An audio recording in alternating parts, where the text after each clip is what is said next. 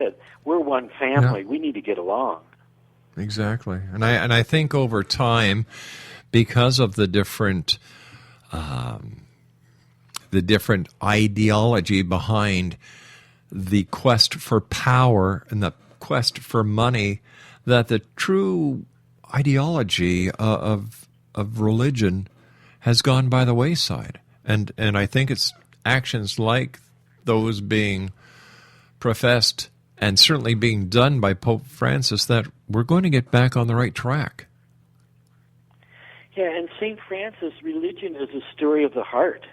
It's a love story, and it's going through our doubts and our fears, and then inside our heart we can find silence and peace, and we find a reservoir of generosity.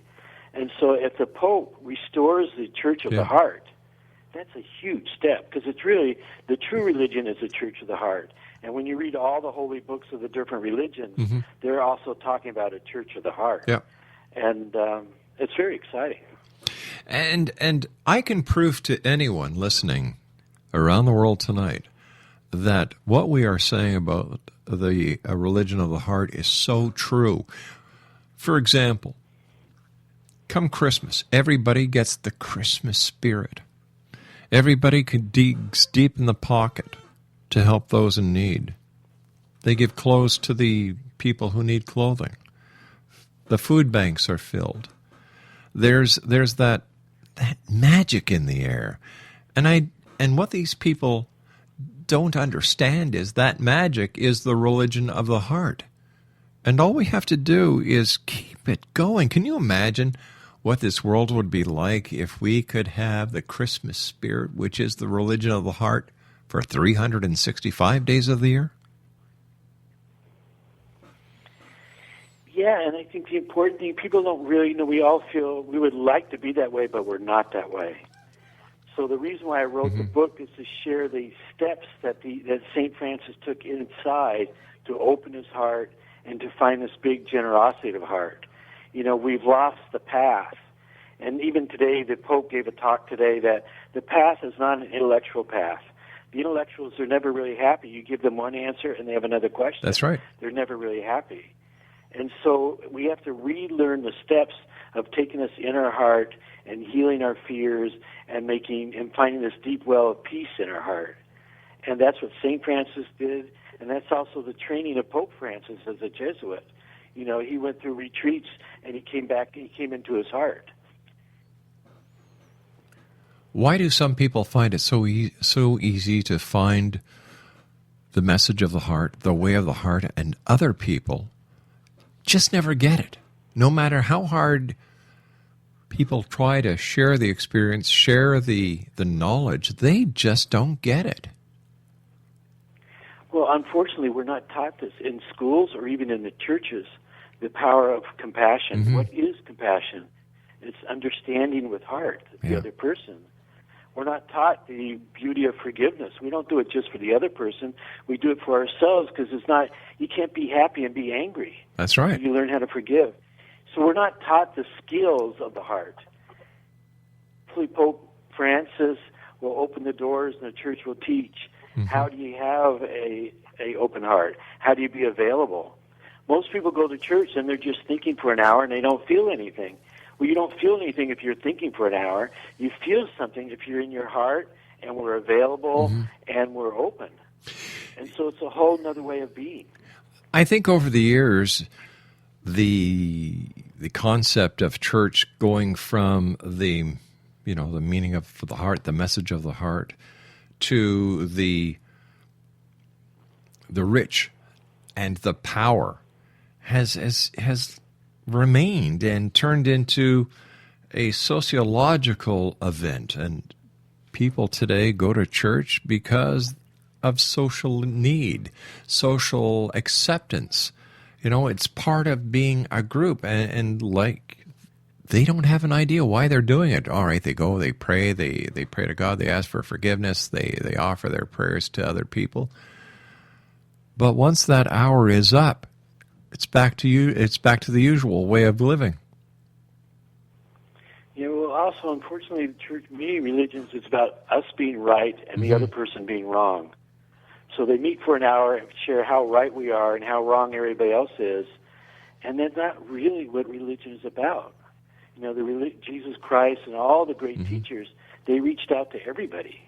And it's not like I'm right and everybody else is wrong. Everybody has a voice inside that is right. And that's what we have to come to, is that community of all of us. And each group thinking I'm special. Well, each group is special, but everybody is special. I've often wondered why there are no community churches where within the same church or the same building, the same meeting place, there would be a rabbi, there would be an imam, there would be a priest, there would be a minister, and the exchange and respect, in my opinion, that would come from a service like this would get us to the path that you're talking about a lot faster than the conventional methods will. Yeah, I tell you a good story. When we first went to Assisi, Italy, we opened a room with altars to all the world religions. And it was exactly as you said, because people from all over the world come to Assisi, the birthplace of St. Francis. And so Buddhists, Christians, Jews, people of all religions came into this room with the altars, and we sat together in peace. Wow. And this was before 9/11.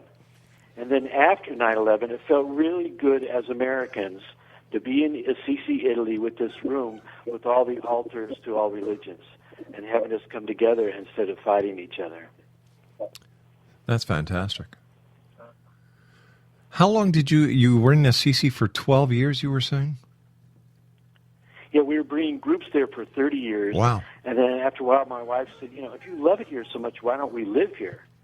So when our kids went away to college, instead of them leaving, we left. We sold everything and we moved to Italy. We didn't speak much Italian, but we wanted to live in Assisi, Italy, and be closer to the spirit of St. Francis. So we stayed there for 12 years. I've got to take my news break very shortly, but I have to ask you this. Did you feel the spirit of St. Francis in Assisi while you were there? Everybody does. Even the tourists who come for a few hours, they've walked through the town, and a lot of times they find themselves crying, and they don't know why, because there's just such a presence of peace in that town. It's very special. Dr. Bruce, please stand by. Exonation. Dr. Bruce Davis is our special guest. He's the author of The Love Letters. St. Francis and St. Clare of Assisi. Meet Pope Francis. His website is www.thesilentstay.com. And Dr. Bruce and I will be back on the other side of this commercial break with the news as we continue around the world from our broadcast center in Hamilton, Ontario, Canada. Don't go away.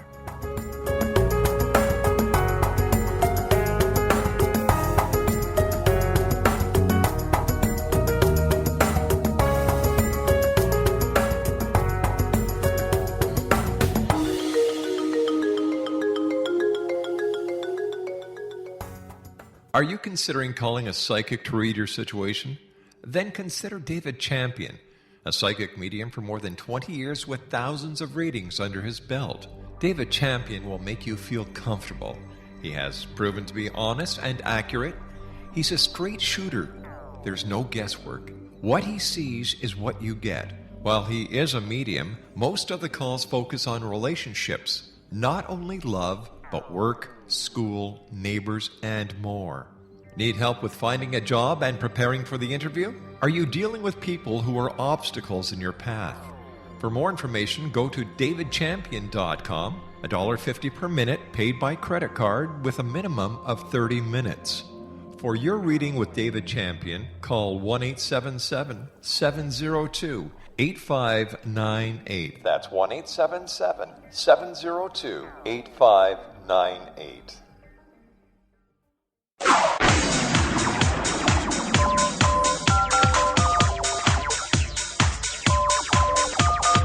Now you can dial in to listen to the X-Zone Radio Show from anywhere in the world with Rob McConnell 24/7, 365 by dialing 213-401-0080. That's 213-401-0080. If you have a mobile phone or landline, the X-Zone Radio Show with Rob McConnell is now at your beck and call at 213-401-0080. That's 213-401-0080, 24/7, 365.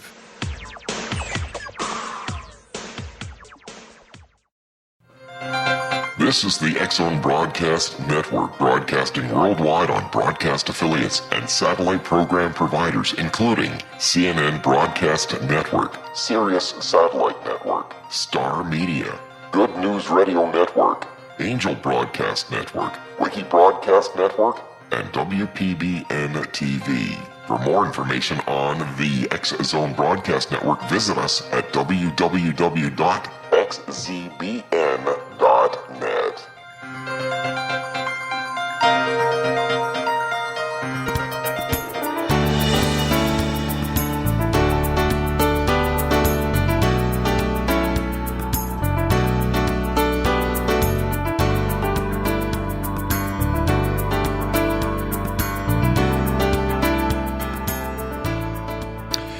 Exonation, Dr. Bruce Davis is our guest. He's the author of The Love Letters, St. Francis and St. Clare of Assisi Meet Pope Francis. His website is www.thesilentstay.com.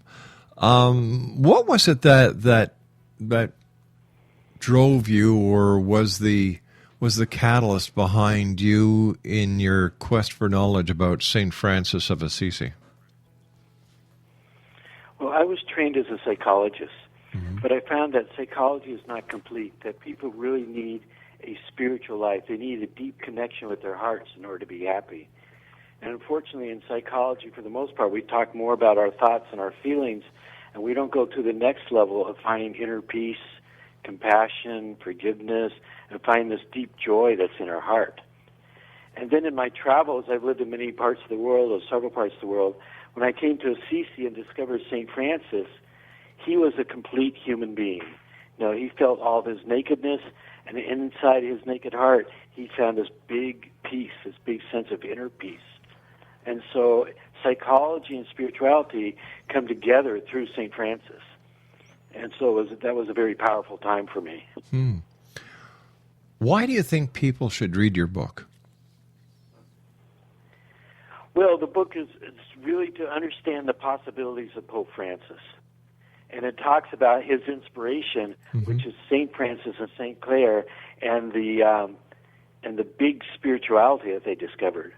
So anybody who's interested in a living church, a church of the heart, a church of reaching out to people and not being concerned with buildings and possessions, but in terms of helping nature and helping each other, the book really teaches the inner lives of these saints.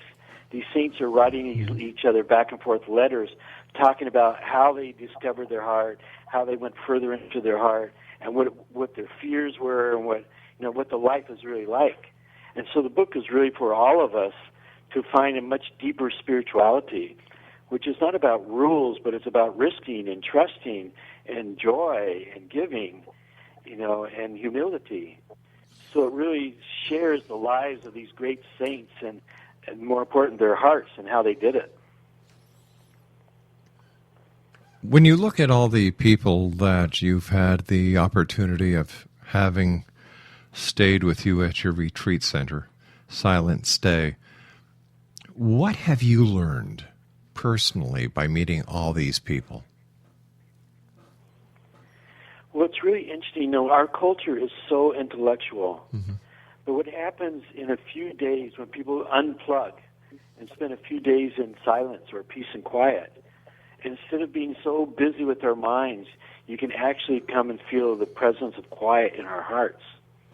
And like today, we had a lawyer who came up from Los Angeles, very intellectual, nice guy, and already in this, he's going in his second day, he said, I haven't felt peaceful in so long. So the peace outside helps people feel this place of quiet inside. And that's our real source of spirituality. It's not so much in what we do, it's who we are, it's in our hearts. And it's difficult these days, and we're also plugged into our machines and our computers that we're just totally in stress and going all the time. So people have to unplug and spend some time in peace and quiet. And that's what St. Francis started. He was a real contemplative. He went to mountaintops all over central Italy, and he unplugged. He went into the peace and quiet of nature. And Pope Francis had the same training as a Jesuit. He was in silent retreats, and every day he spends time in silence.